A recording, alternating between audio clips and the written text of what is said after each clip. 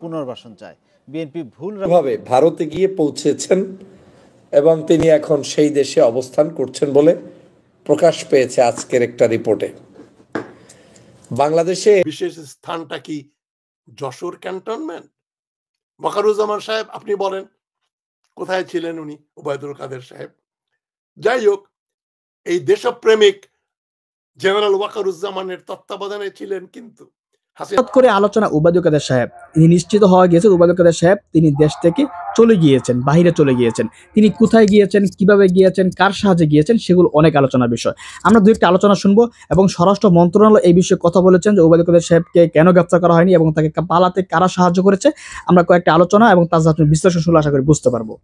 পৃথিবীর বিভিন্ন প্রান্ত থেকে যারা দেখছেন শুনছেন, আপনাদের সবাইকে সালাম এবং শুভেচ্ছা। আপনারা জানেন যে বাংলাদেশে একটি সংবাদ ইতিমধ্যেই প্রকাশিত হয়েছে, সেটা হচ্ছে আওয়ামী লীগের খুনি যারা আওয়ামী লীগ সরকারের সময় দাম্ভিকতার সাথে বাংলাদেশ চালিয়েছে, সেই ওবায়দুল কাদের, যিনি সরাসরি 5ই আগস্ট তথা জুলাই বিপ্লবের সময় তিনি মানুষকে গুলি করার নির্দেশ দিয়েছিলেন, মারার নির্দেশ দিয়েছিলেন। তিনি নিজ দায়িত্বে গুলি বর্ষণ করবেন বলে হুমকি দিয়েছিলেন। সেই ব্যক্তিটি বাংলাদেশে আরাম আয়েসে নাকি 3 মাস কাটিয়ে খুব সুন্দরভাবে ভারতে গিয়ে পৌঁছেছেন এবং তিনি এখন সেই দেশে অবস্থান করছেন বলে প্রকাশ পেয়েছে আজকের একটা রিপোর্টে। বাংলাদেশে যেই লোক শেখ হাসিনার পরে অপরাধী, তথা আপনি যদি শেখ হাসিনাকে 1 নম্বর অপরাধী মনে করেন, তাহলে তিনি হচ্ছেন বাংলাদেশের 2য় নম্বর অপরাধী। এবং অনেক ক্ষেত্রে যদি তাকে আপনি 1 নম্বরও ধরেন তাও ভুল হবে না, এই জন্য যে দালালি করতে করতে, চাটামি করতে করতে সঠিক তথ্যটাও শেখ হাসিনাকে না দিয়ে এরা নেতা হওয়ার জন্য যা যা করা দরকার, খুন খারাপি, হত্যা, রাজধানী, লুটতরাজ, মানুষকে মারা, পুলিশকে ভিন্ন খাতে প্রভাবিত করা, প্রশাসনকে ভিন্ন খাতে প্রভাবিত করা, এই সব কাজের নায়ক ছিলেন এই ওবায়দুল কাদের সাহেব।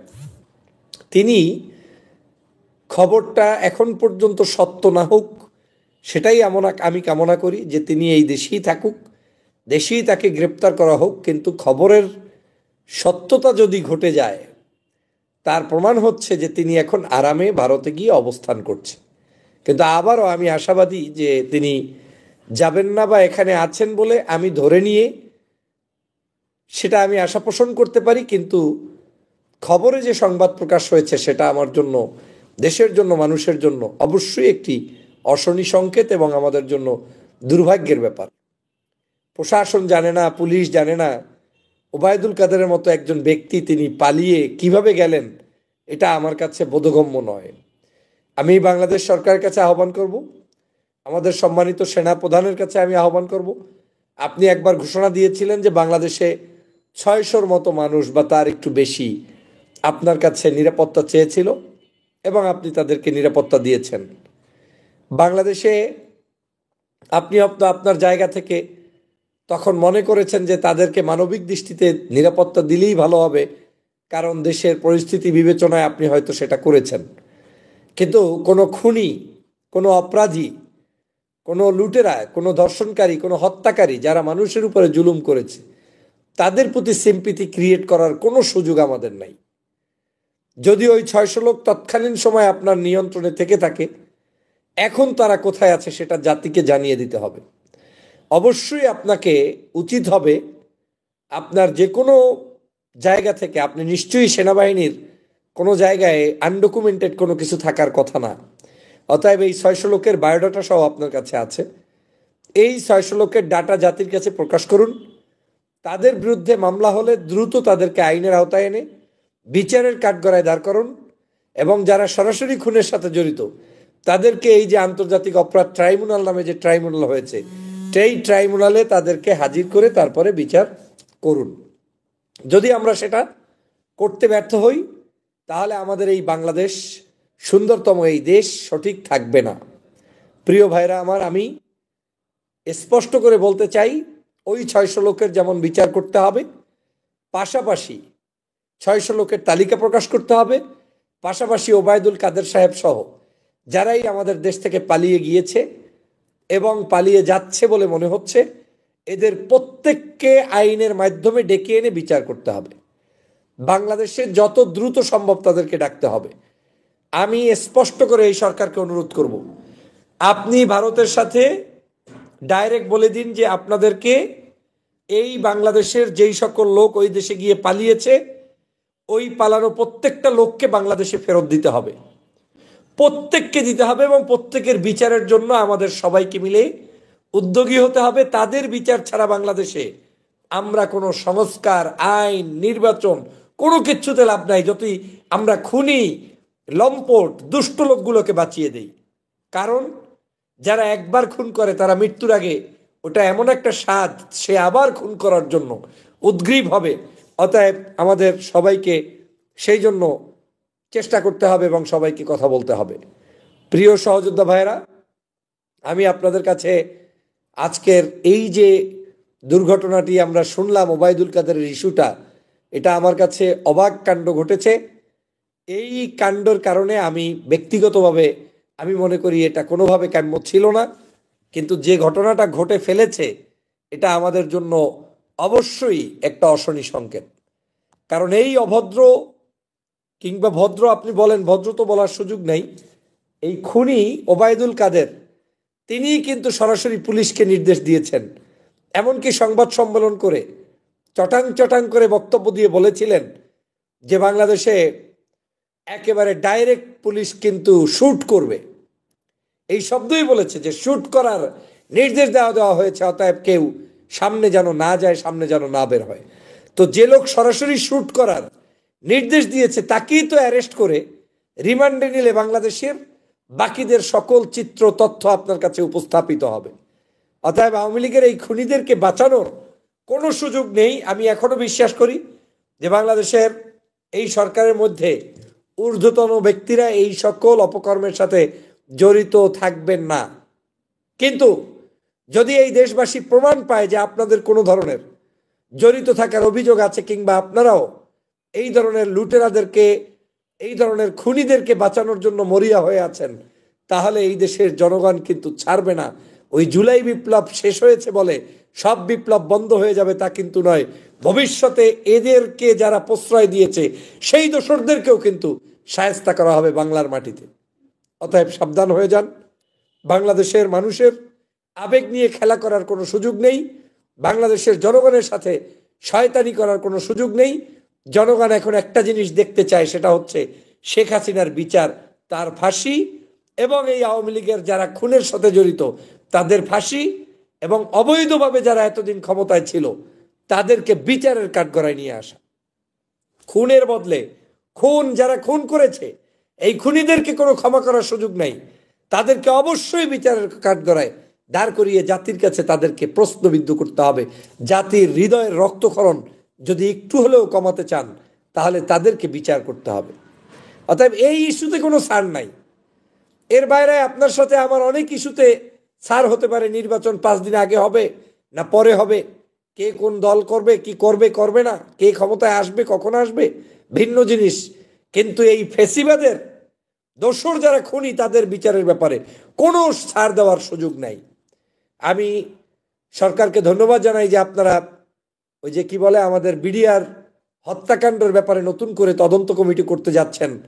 আমি স্পষ্ট করে বলতে চাই, এই তদন্ত কমিটিতে পার্শ্ববর্তী দেশ ভারতের কোনো মদতপুষ্ট ব্যক্তি দায়িত্ব পেতে পারবে না।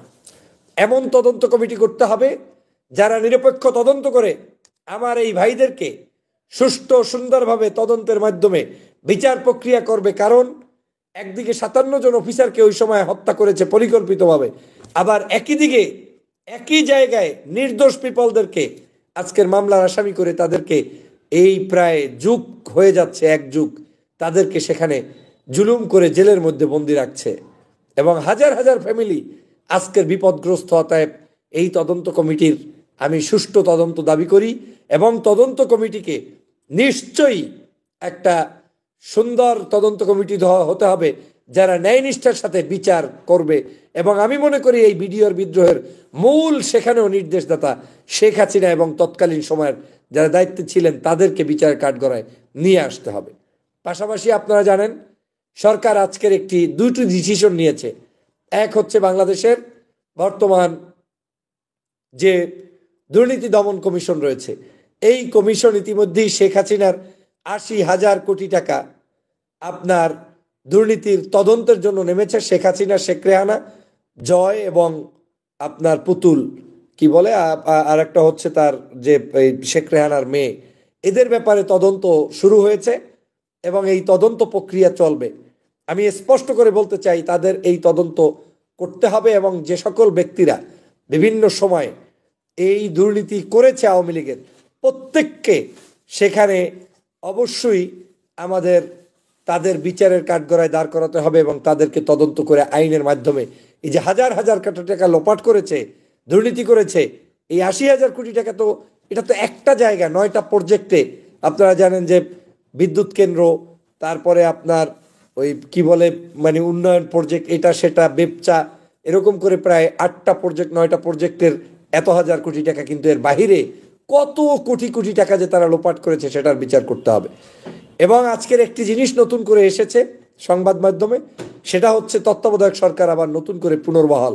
আমি এই তত্ত্বাবধায়ক সরকার পুনর্বহালই শুধুমাত্র নয়, বরং এই তত্ত্বাবধায়ক সরকার প্রথা যারা বাতিল করেছিল, বিগত দিনে যারা বিভিন্ন ধরনের অ্যাক্টিভিটিস করে এই ধরনের অপকর্ম করেছিল, তাদেরকে বিচারের কাঠগড়ায় আনতে হবে এবং তাদেরকেও বিচার করতে হবে। সেই জন্য আমি উদাত্ত আহ্বান জানাই। বাংলাদেশের আওয়ামী লীগের কোনো অস্তিত্ব, আওয়ামী লীগের কোনো নাম নিশানা রাখা যাবে না। যারা রাখবে তাদেরকেও প্রতিরোধ করতে হবে, প্রতিহত করতে হবে এবং প্রতিরোধের মধ্য দিয়ে বাংলাদেশের নাগরিকদের অধিকার প্রতিষ্ঠা করতে হবে। চোর, লুটেরা, গুন্ডা, খুনি এই আওয়ামী লীগের স্থান বাংলাদেশে হওয়ার কোনো সুযোগ নেই। আমাদেরকে সেজন্য সজাগ দৃষ্টি রাখতে হবে। সবাই ভালো থাকবেন, সুস্থ থাকবেন, লাইভটি শেয়ার করে দিবেন। ওবায়দুল কাদেরের গ্রেপ্তার সহ তাদের অন্য যত ধরনের দোষর আছে তাদেরকে গ্রেপ্তারের উদাত্ত আহ্বান জানিয়ে আমার লাইভ এখানেই শেষ করছি। আল্লাহ হাফেজ। আসসালামু আলাইকুম ওয়া রাহমাতুল্লাহি ওয়া বারাকাতুহু। আসসালামু আলাইকুম। অনেক রাত করে একটা লাইভ করছি আপনাদের দুটো খবরের দিকে দৃষ্টি আকর্ষণ করার জন্য। আজ আমাদের বিজয় দিবস গেল 16ই ডিসেম্বর। আমরা সবাই জানি বাংলাদেশ স্বাধীনতা ফিরে পেল। মানে স্বাধীনতা ঘোষণা করা হয়েছিল 26শে মার্চ, তবে স্বাধীন হলাম আমরা প্রকৃতপক্ষে, হানাদার বাহিনী মুক্ত হলাম 16ই ডিসেম্বর। এটা আমাদের বিজয় দিবস। কিন্তু আমি আপনাদের দৃষ্টি আকর্ষণ করছি একটা একটা টুইটারে একটা টুইট করেছে গুজরাতের কসাই নরেন্দ্রনাথ মোদী তার দেশবাসীর কাছে একটা টুইট করেছে। সে টুইট বার্তাটা আপনাদের পড়ে শোনাই। 16ই ডিসেম্বর নরেন্দ্র মোদী বলছেন, today on Vijay Divas we honor the courage and sacrifices of the brave soldiers who contributed to India's historic victory in 1971. আজকে বিজয় দিবসে আমি তাদের সম্মান দেই এবং তাদের সাহস এবং আত্মত্যাগের যে নজির আমাদের সাহসী সৈনিকেরা দেখিয়েছে, যেটা ভারতের বিজয় দিবস পালন করার জন্য যেটা একটা আমাদের সুযোগ করে দিল। তার মানে আমাদের বিজয় দিবসের জন্য আমাদের সেনাবাহিনী যে আত্মত্যাগ করে বীরত্বের নিদর্শন দেখিয়েছে, সেই দিন কি আমরা স্মরণ করি এবং তাদেরকে আমরা গৌরবান্বিত করার জন্য তাদের কথা উল্লেখ করছি। Their selfless dedication and unwavering resolve safeguarded our nation and brought glory to us. এই আমাদের সৈনিকদের নিঃস্বার্থ আত্মত্যাগ এবং একেবারে সংকল্প দৃঢ় তাদের যে অবস্থান, সেটাই আমাদের জাতির গৌরবকে সুপ্রতিষ্ঠিত করেছে এবং আমাদের জাতীয় গৌরবকে রক্ষা করেছে, সেফগার্ড করেছে। This day is a tribute to their extraordinary valor and their unshakable spirit. আজকের দিন হচ্ছে সেই দিন যেদিন জাতি তাদের সেই বীর সন্তানদের অসাধারণ সাহস এবং মানে দৃঢ় সংকল্প যে তারা দেখিয়েছেন সেই দৃষ্টান্ত স্মরণ করার দিন। Their sacrifices will forever inspire generations and remain deeply embedded in our nation's history. তাদের যে আত্মত্যাগ, তাদের যে কথা ভবিষ্যৎ প্রজন্ম, অনেকগুলো প্রজন্ম, জেনারেশনস, তারা স্মরণ রাখবে এবং আমাদেরকে চিরকাল উৎসাহিত করবে এবং আমাদের জাতীয় ইতিহাসকে গৌরবান্বিত করবে এবং করেছে। তার মানে কি, এখানে বাংলাদেশের কোনো উল্লেখ নেই। একই ঘটনা ঘটালেন রাজীব গান্ধীর কন্যা, ইন্দিরা গান্ধীর নাতনি প্রিয়াঙ্কা গান্ধী, যিনি কেরালা থেকে নির্বাচিত হয়ে ভারতের পার্লামেন্ট মেম্বার হয়েছেন কংগ্রেস পার্টির।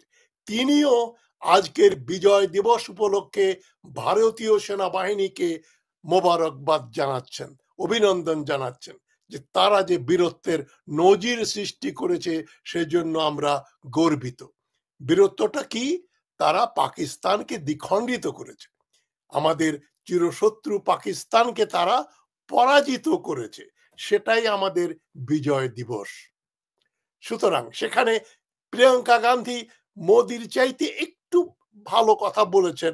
তিনি বলেছেন, বাংলাদেশের উল্লেখ করেছেন যে বাংলাদেশে যেখানে যখন পাকিস্তানিরা নির্মমভাবে মানুষ হত্যা করেছিল তখন ভারতের তৎকালীন প্রধানমন্ত্রী ইন্দিরা গান্ধী সেই অসহায় মানুষের পাশে এসে দাঁড়িয়েছিলেন।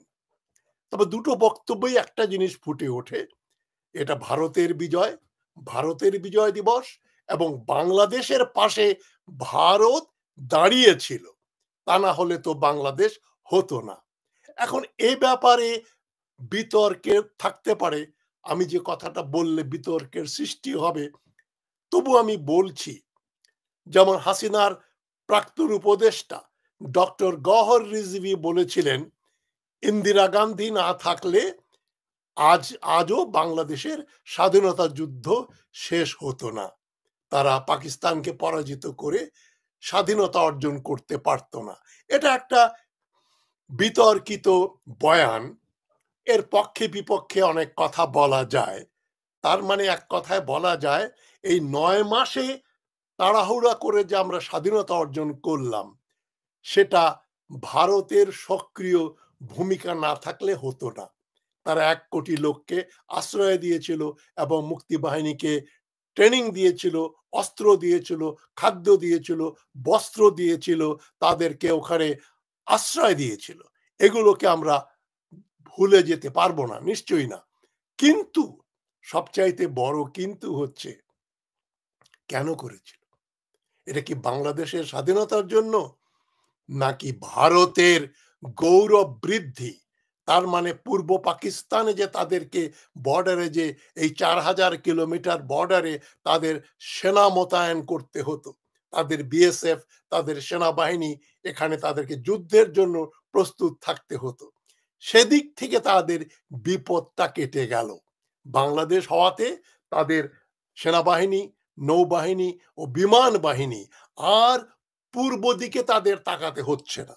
তারা কেবলমাত্র তাদের পশ্চিমে যে বর্ডার আছে, এখনকার যে পাকিস্তান, তৎকালীন পশ্চিম পাকিস্তান হয়ে গেল, পাকিস্তান দুর্বল হয়ে গেল, পাকিস্তান ছোট হয়ে গেল, পাকিস্তান ভেঙে গেল।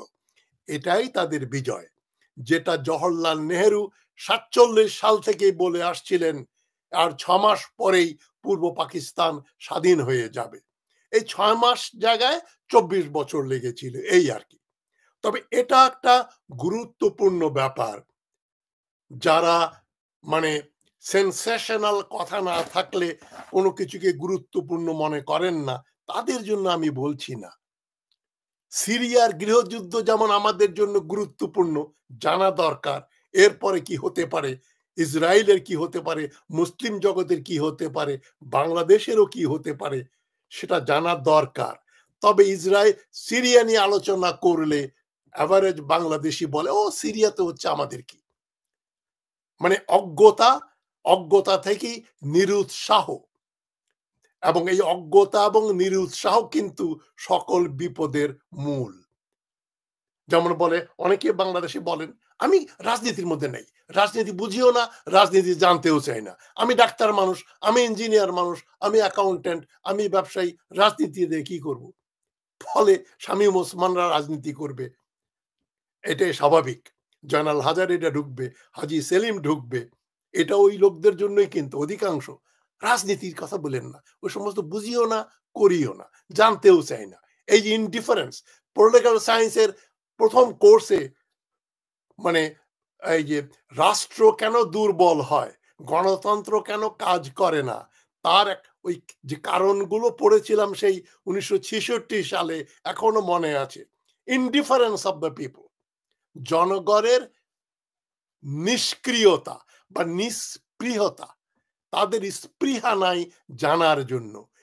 তবুও তাদের ভেতরে যাতে স্পৃহা আসে, সেই প্রয়াস হচ্ছে আমার আলোচনাগুলো, টকশোগুলো।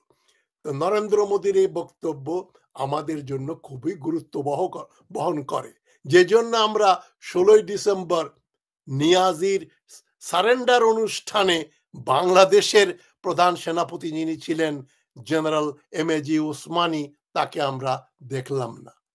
কারণটা কি? ভারতের ডিজাইনই ওটা হয়েছিল যে এটা আমাদের বিজয় উৎসব, সেখানে আবার বাংলাদেশের একজন জেনারেলকে এনে আমরা উভয় মিলে যুদ্ধ করেছি, এইটা ভারত কোনোদিনও প্রতিষ্ঠিত করতে চায়নি। এমনকি তারা জেনারেল ওসমানীর হেলিকপ্টারে গুলি বর্ষণ করেছিল, যে ওসমানী মরে গেলে মরে যাবে, তাকে আমরা রেসকোর্স ময়দানে আসতে দেব না। এই যে বয়ান, এটা যদি বুঝতে না পারেন, ইতিহাস না, এটা হচ্ছে আজ আগামী কালের জন্য, বাংলাদেশের জন্য অতি অতি অতি জরুরি বিষয়। যারা মনে করেন আর 71 সালে কি হয়েছিল না হয়েছিল, ওগুলো নাকি বাপ দাদার কাছে শুনছি, বাপ দাদা চাচাদের কাছে শুনছি, এখন আর দরকার নেই। এটাই হচ্ছে আমাদের সবচাইতে বড় গলদ, অশিক্ষা আর কোনো স্পৃহা না থাকা, কৌতূহল না থাকা। কৌতূহল না থাকলে কোনো জিনিস আবিষ্কার বা উদ্ভাবন করা যায় না। যাই হোক, আমি এই দুইটা বয়ান, একটা নরেন্দ্র মোদীর আর একটা প্রিয়াঙ্কা গান্ধীর কথা বলে আপনাদের জানিয়ে দিচ্ছি ভারত কি মনে করে। এখনো তারা যেটা মনে করে, তাদের কাছে যেটা সবচাইতে প্রয়োজনীয়, সবচাইতে গুরুত্বপূর্ণ, সেটা হলো বাংলাদেশ তাদের জন্য সৃষ্টি হয়েছে, তারা সৃষ্টি করছে, এটা তারা ভোগ করবে।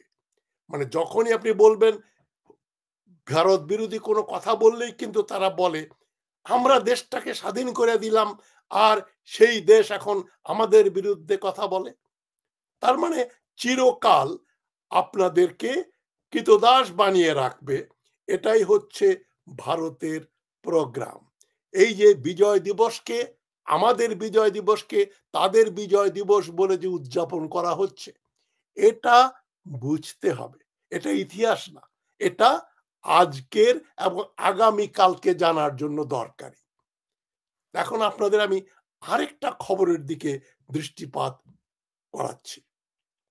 দেখেন, পৃথিবীর বিভিন্ন একনায়ক যারা ছিল, Hitler, Mussolini, Saddam Hossain, Franco, আরো অনেক, এরা কিন্তু একটা দিক তাদের, যারা যারা সফল একনায়ক ছিল, একনায়কদের আমি দুই ভাগে ভাগ করছি, একটা হচ্ছে সফল আর একটা হচ্ছে বিফল। সফল বলতে আমি হিটলার, মুসোলিনিকে বলছি, কারণ তারা সমস্ত পৃথিবী কাঁপিয়ে দিয়েছিল, তারা তো সফল, তারা প্রায় জিতেই গিয়েছিল। হিটলার, মুসোলিনি যদি জিতে যেত, তাহলে কিন্তু আমরা আজকে ইংরেজি না শিখে জার্মান শিখতাম। তো এখন এই সফল এক নায়কদের একটা কোয়ালিটি থাকে, সেটা হচ্ছে দেশ থেকে খুঁজে খুঁজে যোগ্য লোকদের ক্ষমতার ভাগদার বানানো। ক্ষমতাটা একা হাসিনাই এনজয় করবে না, তার সঙ্গে কিছু যোগ্য লোকদেরকে এনেও তাদের পরামর্শ নিয়ে দেশ চালাবে। এখানে আমার মনে হয় একটা নামে আমি বলতে পারি, ডক্টর গওহর রিজভী। সে খুব যোগ্য এবং সে হাসিনার স্বৈরতন্ত্রকে টিকিয়ে রাখার জন্য, বিশেষ করে তার পররাষ্ট্র নীতিতে যে সমতা গওহর রিজভী সৃষ্টি করেছিল, এটা হাসিনার জন্য একটা অ্যাসেট। একদিকে চীন, আরেকদিকে রাশিয়া, আরেকদিকে আমেরিকা, আরেকদিকে তুরস্ক, এই সব্বাইয়ের সঙ্গে, আরব বিশ্বর সঙ্গে, দক্ষিণ পূর্ব এশিয়ার সঙ্গে এবং আরব ইসরায়েলের সঙ্গে, আমেরিকার সঙ্গে, চীনের সঙ্গে বাংলাদেশের যে একটা হাসিনার যে একটা সম্পর্ক ছিল, যে সম্পর্কে হাসিনা ব্যবহার করে ইসরায়েল থেকে স্পাইং ডিভাইস কিনেছে, অস্ত্রশস্ত্র কিনেছে, যন্ত্রপাতি কিনেছে, ইসরায়েলকে আশ্বাস দিয়েছে যে আমি ক্ষমতায় থাকলে কিন্তু ইসরায়েলের আর বাংলাদেশের মুসলমানদের কাছ থেকে কোনো থ্রেট আসবে না, যে জন্য পাসপোর্ট থেকে তুলে দিয়েছে। ইসরায়েল যাওয়া এক সময় নিষিদ্ধ ছিল বাংলাদেশি পাসপোর্টে, ওইটা হাসিনা তুলে দিয়েছিল। তো যেটা আমি বলছি, গওহর রিজভীর মতো লোক, যোগ্য লোক, আমি তাকে ভালো বলছি না, যোগ্য লোককে হাসিনা ব্যবহার করেছিল। কিন্তু এখন আমি কতগুলো নাম বলবো, আপনারাই বিচার করে দেখেন এই লোকগুলোকে না রাখলে বোধহয় হাসিনা আরো অনেকদিন টিকে থাকতো, অথবা পড়তোই না। যেমন এই লোকগুলো যাদেরকে এনেছিল, অবাঞ্ছিত লোকগুলো, মানে অর্ধশিক্ষিত, গবেট, তাদের মধ্যে সবচেয়ে প্রথম নাম আসে ওবায়দুল কাদের ওরফে কাউয়া। কাউয়া কাদের বলেই পরিচিত। ওবায়দুল কাদের চেহারা চিন্তা করেন, তাদের কথাবার্তা চিন্তা করেন, কি কোয়ালিটির লোক। জাহাঙ্গীর কবির নানক, কি সুন্দর, কি সুন্দর, একেবারে দেখলে মনে হয় আইনস্টাইন, তাই না? মোহাম্মদ আরাফাত লেখাপড়া জানে কিন্তু একটা পাকা শয়তান, কোনো ভালো বুদ্ধি, ক্ষমতা টিকিয়ে রাখার বুদ্ধিও দিতে পারে নাই। আরেকদিকে লোটাস কামাল, আরেকদিকে আসাদুজ্জামান কামাল, আবার হাসান মাহমুদ, হাসানুল হক ইনু, আর যার হয়তো কিছুটা যোগ্যতা ছিল রাশেদ খান মেনন। রাশেদ খান মেননকে আমি বলবো ক্যাসিনো মেনন বা ভিকারুন্নেসা মেনন। মানে বাংলাদেশে যে ক্যাসিনো কেলেঙ্কারি হয়েছিল তার একটা বড় ভাগ পেয়েছিলেন রাশেদ খান মেনন। এমনকি তিনি ওই ভিকারুন্নেসা স্কুল থেকে ভর্তি করানোর জন্য ছাত্র ভর্তির ব্যাপারেও কিন্তু মেনন সাহেবের একটা ভূমিকা ছিল। আমি তাকে নতুন নাম দিচ্ছি আজ, ক্যাসিনো মেনন, ভিকারুন্নেসা মেনন। লেখাপড়া জানলেও ওই যে তৌফিক এলাহি চৌধুরী, অতিরিক্ত লেখাপড়া জানা লোক, হার্ভার্ডের পিএইচডি ইকোনমিক্সে, কিন্তু এই লোকগুলোকে হাসিনা ঠিকই পিক করেছিল, তৌফিক এলাহি চৌধুরী, কিন্তু সে নিজের স্বার্থটাকে এত বড় করে দেখলো, টাকা পয়সা চুরির ব্যাপারে সে এত নিষ্ঠাবান ছিল যে হাসিনা সরকারকে ভালো বুদ্ধি দিতে পারেনি। এইচ.টি. ইমাম, সিএসপি, ভালো ছাত্র ছিলেন, শিক্ষিত লোক, সেও এগুলোকে এক ক্যাটাগরিতে ফেলা যায়। তৌফিক এলাহি চৌধুরী, এইচ.টি. ইমাম, গওহর রিজভী, এরা এক ক্যাটাগরির, কিন্তু বেশিরভাগই ছিল ওবায়দুল কাদের, কাউয়া কাদের, জাহাঙ্গীর কবির নানক টাইপের। এখন খবরটা যেটা আপনাদেরকে আমি শেয়ার করতে চাচ্ছি সেটা হচ্ছে মানব জমিনের একটা খবর, 17 ডিসেম্বর মানব জমিন পত্রিকাতে আপনারা কালকে দেখবেন। খবরটা হচ্ছে 3 মাস দেশেই ছিলেন ওবায়দুল কাদের। কি চেয়ার থেকে পড়ে যাবেন? আর আমি যে লোককে সবসময় দোষ দেই, অনেকেই ইউটিউবে বা ফেসবুকে কমেন্ট করে, আপনি ঘুরে ফিরে খালি শাহাবুদ্দিন চুপ্পু আর ওয়াকারুজ্জামান রে ভুলতে পারেন না। জেনারেল ওয়াকারুজ্জামান কত দেশপ্রেমিক, কত লোকের জীবন বাঁচিয়ে দিয়েছেন, কত নিষ্ঠাবান একজন পেশাদার সৈনিক জেনারেল, তাকে ছাড়া আপনি তাকে গাল না দিয়ে আপনি টকশো করতে পারেন না। কালকেও তো বলেছি, এই যে ক্যান্টনমেন্টে ভারতীয় পররাষ্ট্র সচিবকে নিয়ে দরজা বন্ধ করে দিয়ে আলাপ আলোচনা করা। আরে দরজা বন্ধ করে দিয়ে তো কাজ করে বদমাইশ লোকেরা, পরকীয়া প্রেম যারা করে, অথবা একটা মেয়েকে ধরে এনে ধর্ষণ করে, তখনই দরজা বন্ধ করে করা হয়।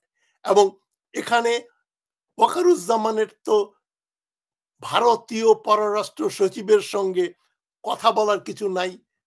তুমি বেটা একটা সামরিক বাহিনীর প্রধান, আদার ব্যাপারী, তুমি জাহাজের খবর নিতে গেছো কেন? তোমাকে বা খবর দিতেই বা আসলো কেন? এবং কোমর ভাঙ্গা সরকারের প্রধান ডক্টর ইউনূসই বা কিছু বললেন না কেন? বা হয়তো জেনেও জানলেন না কেন? অথবা হয়তো তিনি জানেনই না। ডক্টর ইউনূসকে না জানিয়েই গোপন অভিসার করলেন ওয়াকারুজ্জামান। এখন ওয়াকারুজ্জামানকে কেন আনছি ওবায়দুল কাদেরের নাম বলতে গিয়ে? যেটা রটেছে যে তিনি ৬০০ কত লোককে আশ্রয় দিয়ে রেখেছিলেন। ওবায়দুল কাদের সম্বন্ধে শোনা যায় তিনি যশোর ক্যান্টনমেন্টে ছিলেন ওয়াকারুজ্জামানের এক বিশ্বস্ত মেজর জেনারেলের তত্ত্বাবধানে। সেই জন্যই কিন্তু যে ঘটনাটা আমি পড়ে শোনাচ্ছি সেটা হচ্ছে মানব জমিন থেকে, টাইটেল হচ্ছে ৩ মাস দেশেই ছিলেন ওবায়দুল কাদের।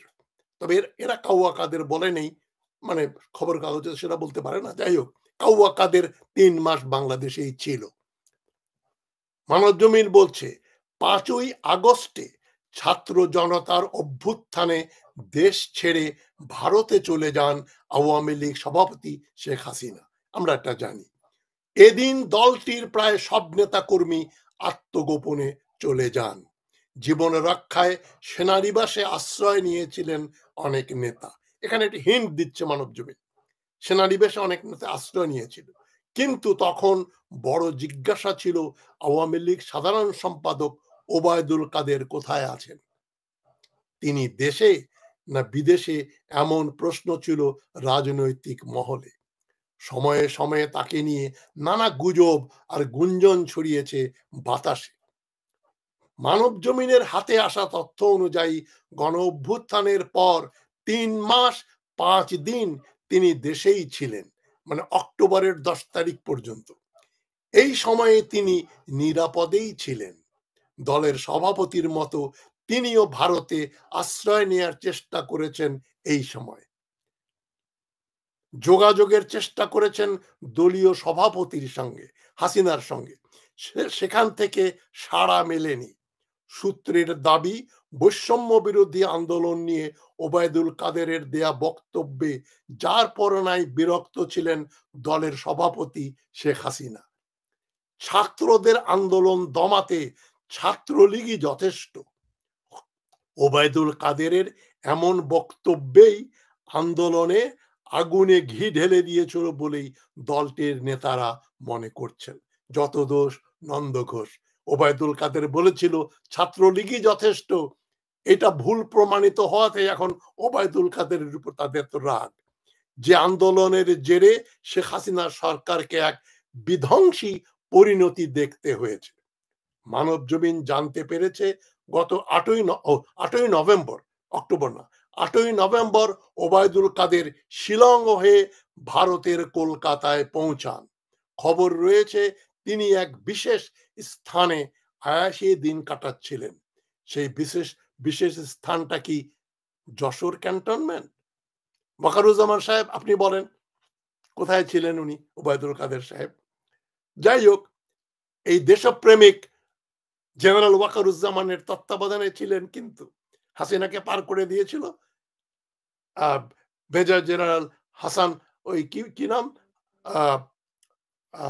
জিয়াউল হাসানকে ওমরা করতে যাওয়ার নাম করে সিলেট দিয়ে পার করতে চাচ্ছিলেন। সিলেট বিমানবন্দরেই ধরা পড়ে যায়। ওয়াকারুজ্জামান চেষ্টা করেছেন বলেই মন্দ লোকেরা, দুষ্ট লোকেরা বলছে। এখন কোথায় ছিলেন মানব জমিন সাহস করে বলছে না। আরাম আয়েশ এই দিন কাটাচ্ছিলেন। তবে কিভাবে দেশ ছাড়বেন তার ফন্দি ফিকির করছিলেন। সবুজ সংকেত আসার পর সড়ক পথে তিনি বিশেষ ব্যবস্থায় ভারতের মেঘালয়ের রাজধানী শিলং পৌঁছান। সেখান থেকে যান কলকাতা, দিল্লি নয়। এখন হাসিনার সঙ্গে নাকি তার সম্পর্কে একটা একটু চির ধরেছে, সেটা এখানে আমাদের মুখ্য বিষয় নয়। তবে দুর্নীতিকে শেখ হাসিনা একটা শৈল্পিক রূপ দিয়েছিল, একটা শিল্প বানিয়ে ফেলেছিল, ফ্যাক্টরি দুর্নীতি তৈরি করবে, যে জন্য বছরে $16 বিলিয়ন পাচার। সুতরাং আওয়ামী লীগ তো ভালো মানুষের দল না, ভালো মানুষ আওয়ামী লীগ করে না, তার মানে যারা আওয়ামী লীগ করে তারা ভালো মানুষ না, এটাই হচ্ছে থিওরি। এখন এই যে ওবায়দুল কাদেরের মতো একজন খারাপ লোক হাসিনার সরকারে ছিল, এতে অবাক হবার কিছু নেই। অবাক হই আমরা যখন দেখি গহর রিজভী, তৌফিক এলাহি চৌধুরী, এইচ.টি. ইমাম এরা যখন হাসিনার দল করে, মোহাম্মদ আরাফাত, তারপরে আরো দু একজন শিক্ষিত লোক বাংলা ইংরেজি লেখাপড়া ভালো জানেন, বাদ বাকি সবগুলোই তো বকলম। মানে মানে মমতাজ, গায়িকা মমতাজ, হাজি সেলিম, শামীম ওসমান, জয়নাল হাজারি, এরা হচ্ছে টিপিক্যাল আওয়ামী লীগের। এদের সংখ্যাই ছিল অনেক বেশি। ওবায়দুল কাদের তাদের ভিতরে একজন। সেই ওবায়দুল কাদের পালিয়ে গেছে, এটা দুঃখের না আনন্দের আমি জানি না, তবে এটা কি করে ঘটলো এটা জানার অধিকার জনগণের আছে। যে 626 জনকে দেশপ্রেমিক জেনারেল ওয়াকারুজ্জামান আশ্রয় দিয়েছিলেন, নাম বলেননি, এখন বোধহয় একটু খোঁচা দেওয়ার সময় এসছে আপনাদেরও। কেবল আমিই বলবো, আপনারা বলবেন না, আপনারাও বলেন, ওই জেনারেল তুই কাদের কাদের আশ্রয় দিয়েছিলি? কাউয়া কাদের কি তোর তত্ত্বাবধানে ছিল? আর কারা কারা ছিল তাদের নাম বল। তুমি বেটা পাকা চোর, সাধুর রূপ ধারণ করে সাধু হয়েছ আজ। এটুকু মনে করিয়ে দেবার জন্য আজকে মাঝরাতে রাত 1টার পরে আপনাদের সঙ্গে কথা বলছি। ভালো থাকবেন সবাই, শেয়ার করবেন। আসসালামু আলাইকুম। দর্শক, আলোচনাগুলো শুনেছেন, শুনে বুঝতে পেরেছেন তাজাই ওবায়দুল কাদের সাহেব সেনাবাহিনী হেফাজতে ছিল, তাদের তত্ত্বাবধানেই তিনি গিয়েছেন, কোনো রাষ্ট্রীয় নেতার মূলত তিনি গিয়েছেন, কারণ এছাড়া তো সম্ভব না। রাষ্ট্রের কারোর সাথে সম্পর্ক করা ছাড়া তো পালানো সম্ভব না, কারণ যাদেরকে সম্ভব ছিল না তারাই ধরা খেয়েছে, যারা রাষ্ট্রের সাথে সম্পর্ক করে গিয়েছে তারা ধরা খায় না। তো ওবায়দুল কাদের সাহেব তিনি পালানোর চেষ্টা করেছিলেন এবং তাকে সহায়তা করা হয়েছে, এই জন্য তিনি যেতে পেরেছেন। আর আমি মনে করি এই জুলাই গণঅভ্যুত্থানের মূল মহানায়ক ছিলেন ওবায়দুল কাদের সাহেব। এই খলনায়ক ওবায়দুল কাদের সাহেবকেই পালিয়ে যেতে সাহায্য করা হয়েছে। কিন্তু আমাদের আজকে যে জুলাই অভ্যুত্থান, গণঅভ্যুত্থান বিচার আমরা করি, এই বিচার কার বিচার করবেন? এটা কি আপনি আনতে পারবেন? দেশে ছিল, আপনি ছেড়ে দিয়েছেন, এখন বিদেশ থেকে বিচার করা হবে? কখনোই করা হবে না। অতএব এদেশের মানুষের সাথে তামাশা চলছে গণহত্যার নাম। কয়েকজনকে ধরা হলো, যারা মূল হোতা স্বরাষ্ট্র মন্ত্রণালয় দেশে ছিল, পরে ওবায়দুল কাদের দেশে ছিল, ছেড়ে দেওয়া হলো। বিশেষ করে 2জন ব্যক্তিকে তো অবশ্যই আটকানো দরকার ছিল, কিন্তু আমরা আটকালাম না, আমাদের রাষ্ট্র তাদেরকে ছেড়ে দিল। এখন রাষ্ট্র আমাদেরকে আশ্বাস দিচ্ছে আন্তর্জাতিক ট্রাইব্যুনালের মাধ্যমে বিচার করা হবে। আপনি দেশে থাকতে আপনি তাকে ধরলেন না, আর আপনি বিদেশ থেকে তাকে বিচার করবেন, এই মিথ্যা আশ্বাস দেখে আসলে লাভ নাই। বিচার হবে, কিছু বিচার হবে, কিছু এই সেই হবে। দেখেন না আদালতের ভিতরে আওয়ামী লীগের নেতাদের পাঠ মনে হচ্ছে তারাই মানে জজ, তারাই সবকিছু, তাদের এমন একটা অবস্থা, তারা যে আসামি, তারা যে চোর, তারা যে খুনি, তাদের এই অনুভূতিটাই নাইকা। আর একটা খুনি যখন আদালতে তোলা, তার অবশ্যই ডান্ডা বেরিয়ে থাকবে, হাত করা থাকবে, কিন্তু সেটা করানো হয় না।